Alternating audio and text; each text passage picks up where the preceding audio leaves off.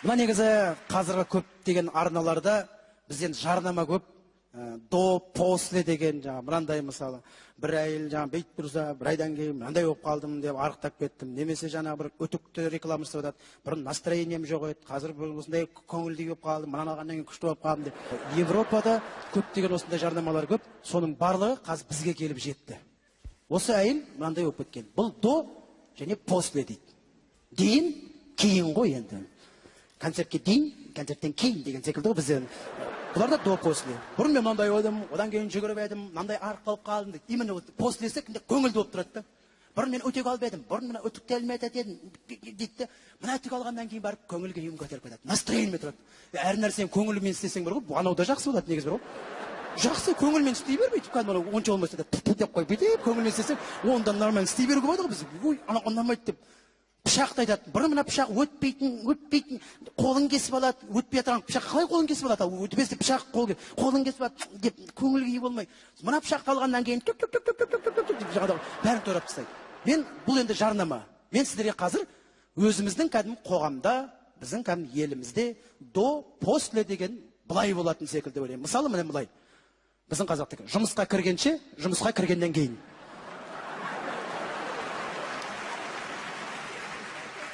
До, после. Немесе міне былай. Келін кезі бір айдан кейін. До. Бізде қазақтың қыздар күйеуге шыққанша күшті өған керемет болып жүреді де, жаңағы келін кейін несін келіп бір айдан кейін қарасаң қалатын кейін сен берді апа қалдың қалай жақсы ма айтып басқа болып кетеміз де после. Немесе мынандай бар.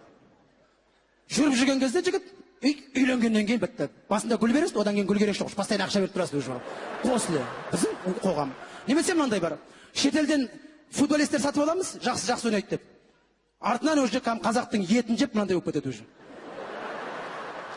Немесе мынау маған ең ұнайтыны. Бұрын банк жабатынбыз. Қазір банкке барып кредит жабамыз. Ойымыз сол болады. Бір банк жабу болатын, қазір кредит жабу. Мысалы мынандай бар. Міне, бұрын атқа мініп жүрген. Қазір міне, после. Мынау ешқандай фотошоп емес, кәдімгі өзім кезіндегі ана ат әлі бар. Бар ма, мама? Соғымға кетіп қалған жоқ па? Бір елі болса. Мен қазірге біздің мына бүгінгі таңдағы Астанамыз. Мысалы мынандай. Бұрынғы Астана, Ақмола кез, қазіргі Астана міне. До, после. Мен тіпті сіздерге одан да әрі асырып айтайын тіпті. Бүгінгі Астана болса, мынау біздің болашақ Астана.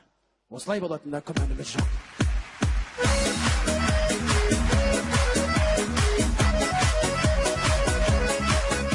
Негізі до посленің түр-түрі бар. Мынандай бар. Арақ ішкенше, арақ ішкеннен кейін деген бар. Біз енді арақ ішкеннен кейін, арақ ішпегенде, бізде қазақтың сөз бар. Арақ ішпесе содан артық адам жоқ дейді. Қолы алтын дейді. Ішсе басқа болып кетеді дейді. Шынымен де ішкен адам басқа болып кетеді. Біз мысалы үшін, мен көп жерлерде байқаймын, бұрын КВН-да жүргенде де басқа өкілдермен болдым. Сосын бізде мында жақта жүргенде де басқа жаңағы біз қазақтармен жүрдім. Әрқайсының ішкенде әртүрлі менталитеті. Орыстар өздері сондай қанда бар ма, сол құру нәрсе жаңағы. Басында ішпей тұрған кезде бүйтіп айтады. Разве это жизнь? Все дорого. Раньше как было? А сейчас что это такое? Раньше как хорошо было. 1 рубль все можно купить. Сейчас за 10 тысяч что можно купить? Ну ладно, давайте, поднимем бокал. Давай, тарчивает. Ну, с одной стороны, раньше очереди много было. Везде очереди. Сейчас хорошо же. Сейчас в каждом доме аптека, в каждом доме магазин. Ну давайте, сейчас чуть-чуть процветаем же. Тауренкус тарчивает. Самое главное, войны нету. Мне нравится здесь. Мне нравится здесь. Вообще казахи гостеприимный народ. Вообще мне нравится все. Давайте пойдем. Тарчивает тоже. Алып қой дейді, қазақ сөйлеп кетеді бір уже. Давай сен алып қой, давай. Артынан ән айтып кетеді. Елім менің аңсаған деп ішкен сайын патриотты. Енді біздің қазақтардың ішкендері. Сау кезі ғой. Еліміз мынандай ел қандай жерде бар. Кең байтақ жеріміз бар. Осындай еліміз үшін, осындай жеріміз үшін алдымыздағы бокалдарымызды көтеріп қояйық. Давай көтеріп қояйық. Тарт жібереді. Бензин бензин қымбат. Мұнай бізде бар да, қарашы, мұнай бізде бар да, бензин қымбаттай. Астық деген бізде көп, нан қымбат бар ғой. Мысалы, ладно, алып қойшы, давай алып қойшы, тарт жіберді. Біз вообще арабтар сияқты тұруымыз керек деп шығады ішіп алса бар. Вообще жұмыс істемеуіміз керек қой, так көтер, жұмыс істеп жүрген секілді бар ғой. Жұмыс істемеуіміз керек біз деген. Біз вообще арабтар сияқты тұруымыз керек. Мұна қарашы, айналаң қарашы, бұрын қандай еді дейді. Біздікілер бұрынғыны айтып кетеді. Ішкен сайын біз одан сайын төмен қарай түсе береміз да. Ішкен сайын төмен қарай түсе береміз. Негізі ішпеген жанұяда береке болады. Ішпеген елде де береке бар. Мен айтамын да, әрқашан айтамыз енді. Жеуді тоқтата алмай жатырмыз енді. Болмағанда ішпейік та деймін да. Ал егер ішпей жемесек, тіпті бізден асқан ел болмас еді ағайындар.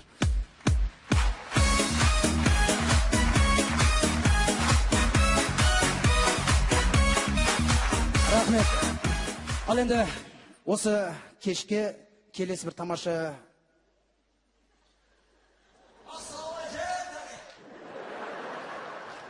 Ой, тәкем ай, менің тәкем.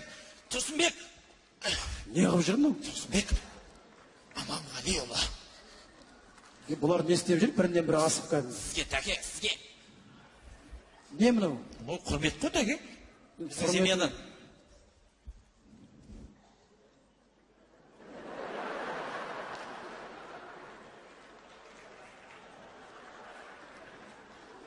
Не істеп жатсыз деймін? Малға шөп салып жатырғандай.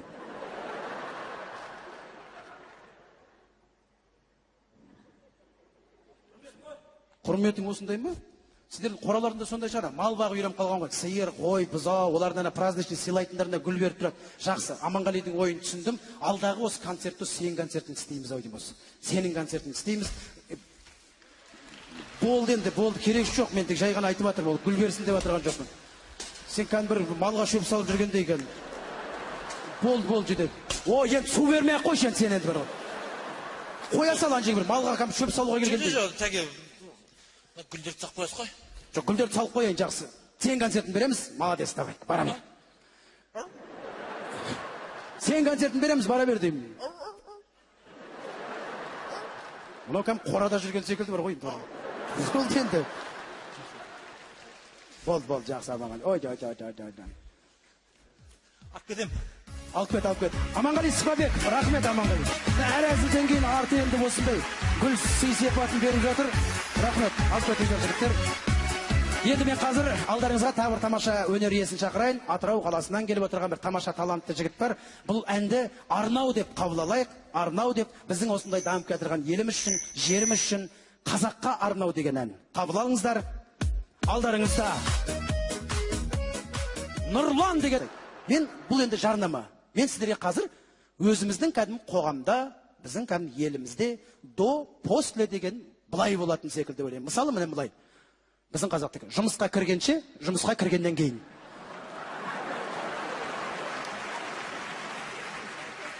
До после. Немесе міне былай. Келін кезі бір айдан кейін. До. Бізде қазақтың қыздар күйеуге шыққанша күшті кәдімгі керемет болып жүреді де, жаңағы келін кейін несін келіп, бір айдан кейін қарасаң, қалатын кейін сен берді апа, қалдырын қалай, жақсы ма айтып басқа болып кетеміз де, после. Немесе мынандай бар. Жүріп жүрген кезде жігіт үйленгеннен кейін бітті. Басында гүл бересіз, одан кейін гүл керек жоқ, постоянно ақша беріп тұрасыз уже. После. Біздің қоғам. Немесе мынандай бар. Шетелден футболисттер сатып аламыз, жақсы ойнайды деп. Артынан уже қазақтың етін жеп мынандай болып кетеді уже. Немесе мынау маған ең ұнайтыны. Бұрын банк жабатынбыз. Қазір банкке барып кредит жабамыз. Ойымыз сол болады. Бір банк жабу болатын, қазір кредит жабу. Мысалы мынандай бар. Міне, бұрын атқа мініп жүрген. Қазір міне, после. Мынау ешқандай фотошоп емес, кәдімгі өзім кезіндегі ана ат әлі бар. Бар ма, мама? Соғымға кетіп қалған жоқ па? Бір елі болса. Мен қазірге біздің бүгінгі таңдағы Астанамыз. Мысалы мынандай. Бұрынғы Астана, Ақмола кез, қазіргі Астана міне. До, после. Мен тіпті сіздерге одан да әрі асырып айтайын тіпті. Бүгінгі Астана болса, мынау біздің болашақ Астана. Осылай болатында күмәніміз жоқ.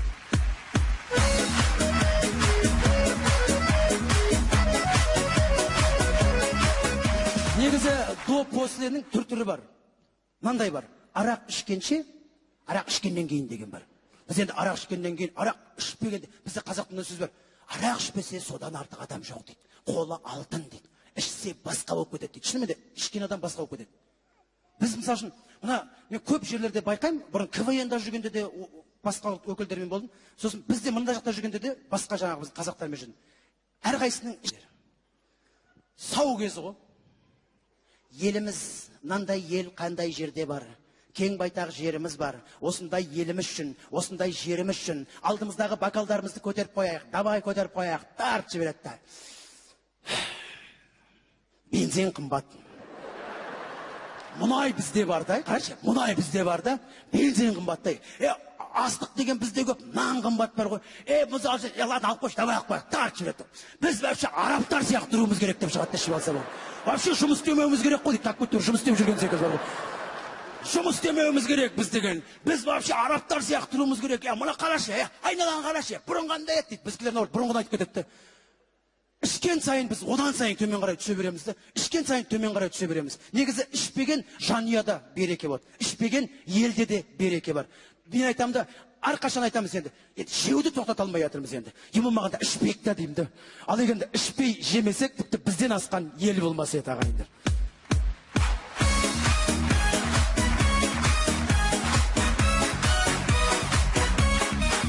Ішкенде әртүрлі менталитеті. Орыстар өздері сондай қанда бар ма, сол құрғыр нәрсе жаңағы. Басында ішпей тұрған кезде бүйтіп айтады. Разве это жизнь? Все дорого. Раньше как было. А сейчас что это такое? Раньше как хорошо было. 1 рубль все можно купить. Сейчас за 10 тысяч что можно купить? Ну ладно, давайте, поднимем бокал. Давай, тарчивает. Ну, с одной стороны, раньше очереди много было. Везде очереди. Сейчас хорошо же. Сейчас в каждом доме аптека, в каждом доме магазин. Ну давайте, сейчас чуть-чуть процветаем же. Самое главное, войны нету. Мне нравится здесь. Мне нравится здесь. Вообще казахи гостеприимный народ. Вообще мне нравится все. Давайте пойдем. Тарчивает тоже. Алып қой дейді, қазақ сөйлеп кетеді бір қойшы бар ғой. Давай сен алып қой, давай. Артынан ән айтып кетеді. Елім менің аңсаған деп ішкен сайын патриот та. Енді біздің қазақтардың ішкен. Мына негізі қазіргі көптеген арналарда бізден жарнама көп. До, после деген мынандай мысалы бір әйел бүйтіп тұрса, бір айдан кейін мынандай болып қалдым деп арықтап кеттім. Немесе бір өтікті реклама жасап жатады. Бұрын настроением жоқ еді, қазір осындай көңілді болып қалдым, мынаны алғаннан кейін күшті болып қалдым деп. Европада көптеген осындай жарнамалар көп. Соның барлығы қазір бізге келіп жетті. Осы әйел мынандай болып кеткен. Бұл до және после дейді. Дейін, кейін ғой енді. Концертке дейін, концерттен кейін деген секілді бізден. Бұларда до после. Бұрын мен мынандай ойдым, одан кейін жүгіріп едім, мынандай арық болып қалдым дейді. Именно послесі көңілді болып тұрады да. Бұрын мен өтек алып едім, бұрын мына өтікті әлме айтады едім дейді. Мына өтек алғаннан кейін барып көңілге үйім көтеріп кетеді. Настроение тұрады. Әр нәрсені көңілмен істесең бар ғой, анау да жақсы болады негізі бар ғой. Жақсы көңілмен істей бермейді. Кәдімгі онша болмаса да деп қойып бүйтіп көңілмен істесең, онда нормально істей беруге болады ғой біз. Ой, ана ұнамайды деп. Пышақты айтады. Бұрын мына пышақ өтпейтін, қолын кесіп алады, өтпей жатқан пышақ қалай қолын кесіп алады? Өтпесе пышақ қолын кесіп алады деп көңілге ие болмай. Мына пышақты алғаннан кейін деп бәрін торап. Мына негізі қазіргі көптеген арналарда бізден жарнама көп. До, после деген мынандай мысалы бір әйел бүйтіп тұрса, бір айдан кейін мынандай болып қалдым деп арықтап кеттім. Немесе бір өтікті реклама жасап жатады. Бұрын настроением жоқ еді, қазір осындай көңілді болып қалдым, мынаны алғаннан кейін күшті болып қалдым деп. Европада көптеген осындай жарнамалар көп. Соның барлығы қазір бізге келіп жетті. Осы әйел мынандай болып кеткен. Бұл до және после дейді. Дейін, кейін ғой енді. Концертке дейін, концерттен кейін деген секілді ғой бізден. Бұларда до после. Бұрын мен мынандай ойдым, одан кейін жүгіріп едім, мынандай арық болып қалдым дейді. Именно послесі көңілді болып тұрады да. Бұрын мен өтек алып едім, бұрын мына өтікті әлме айтады едім дейді. Мына өтек алғаннан кейін барып көңілге үйім көтеріп кетеді. Настроение тұрады. Әр нәрсені көңілмен істесең бар ғой, анау да жақсы болады негізі бар ғой. Жақсы көңілмен істей бермейді. Кәдімгі онша болмаса да деп қойып бүйтіп көңілмен істесең, онда нормально істей беруге болады ғой біз. Ой, ана ұнамайды деп. пышақты айтады. Бұрын мына пышақ өтпейтін, қолын кесіп алады, өтпей жатқан пышақ қалай қолын кесіп алады? Өтпесе пышақ қолын кесіп алады деп көңіл күй болмай. Мына пышақты алғаннан кейін бәрін турап тастайды. Мен бұл енді жарнама. Мен сіздерге қазір өзіміздің кәдімгі қоғамда, біздің кәдімгі елімізде до, после деген былай болатын секілді ойлаймын. Мысалы, міне былай. Біздің қазақтікі. Жұмысқа кіргенше, жұмысқа кіргеннен кейін.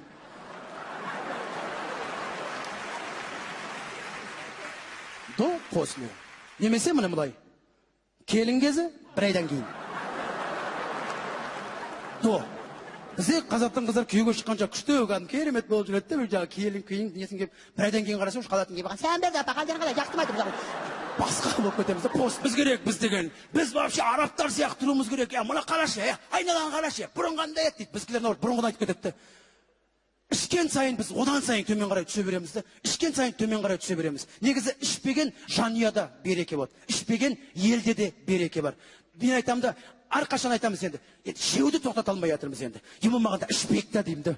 Ал егер ішпей жемесек, тіпті бізден асқан ел болмас еді ағайындар.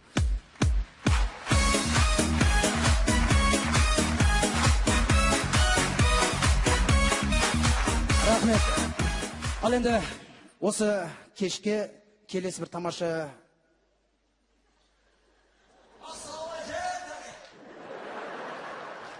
Ой, тәкем ай, менің тәкем.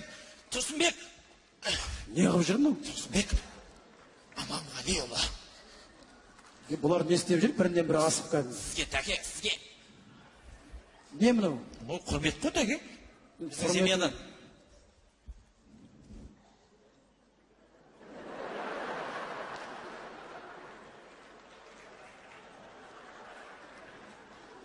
Не істеп жатсыз деймін? Малға шөп салып жатырғандай.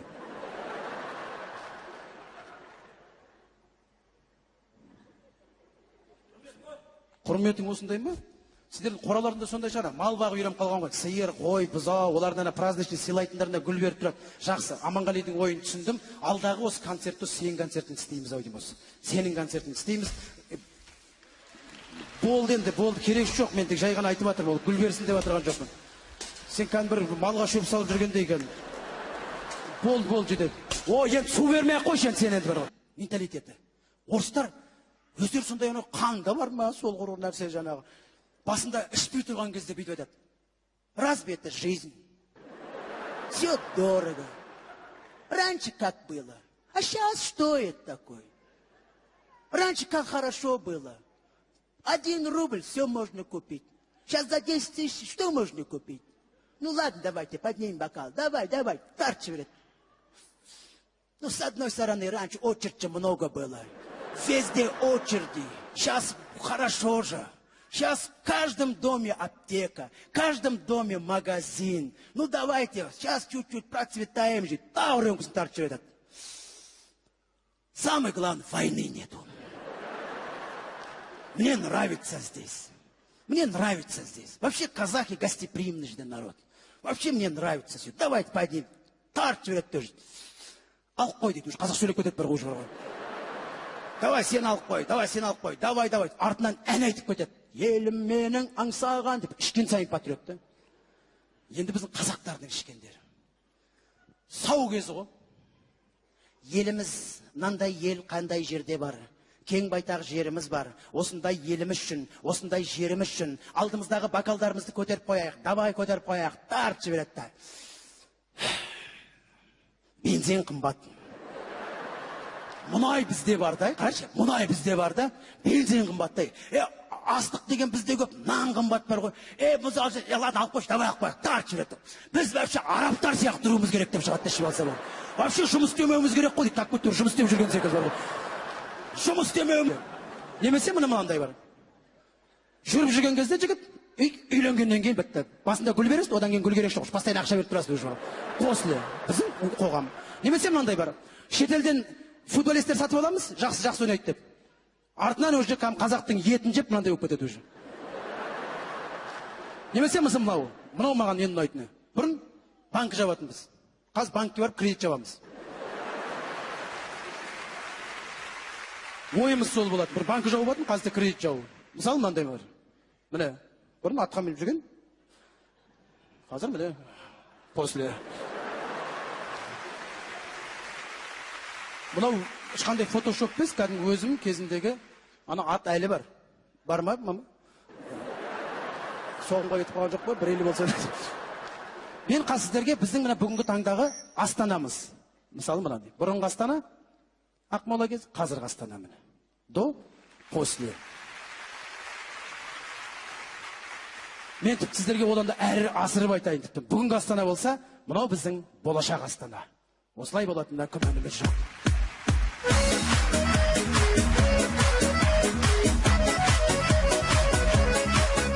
Негізі до посленің түр-түрі бар.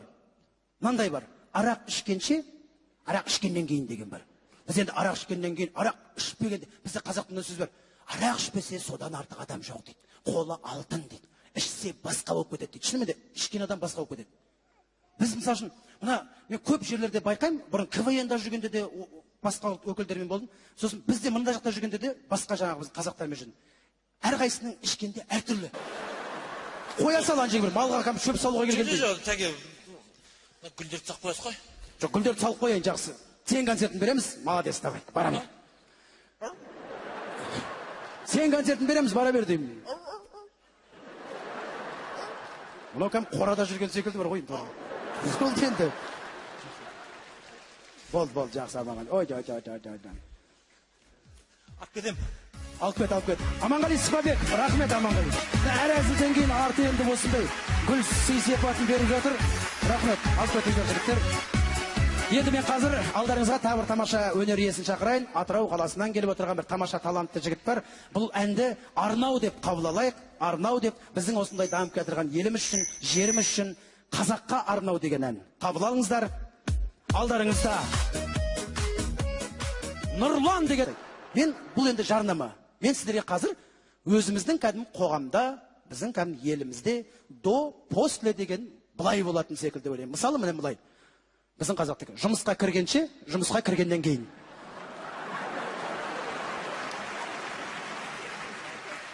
До, после. Немесе міне былай. Келін кезі, бір айдан кейін. До. Бізде қазақтың қыздар күйеуге шыққанша күшті өкәдім, керемет болып жүреді де, жаңағы келін кейін, несін кеп, бір айдан кейін қарасың, қалатын кейін баған, сән берді, апа, қалден қалай, жақтымайды, басқа болып кетеміз де, после. Немесе мынандай бар. Жүріп жүрген кезде жігіт, үйленгеннен кейін бітті. Басында гүл бересіз, одан кейін гүл керек жоқ, постоянно ақша беріп тұрасыз уже. После. Біздің қоғам. Немесе мынандай бар. Шетелден футболистер сатып аламыз, жақсы ойнайды деп. Артынан уже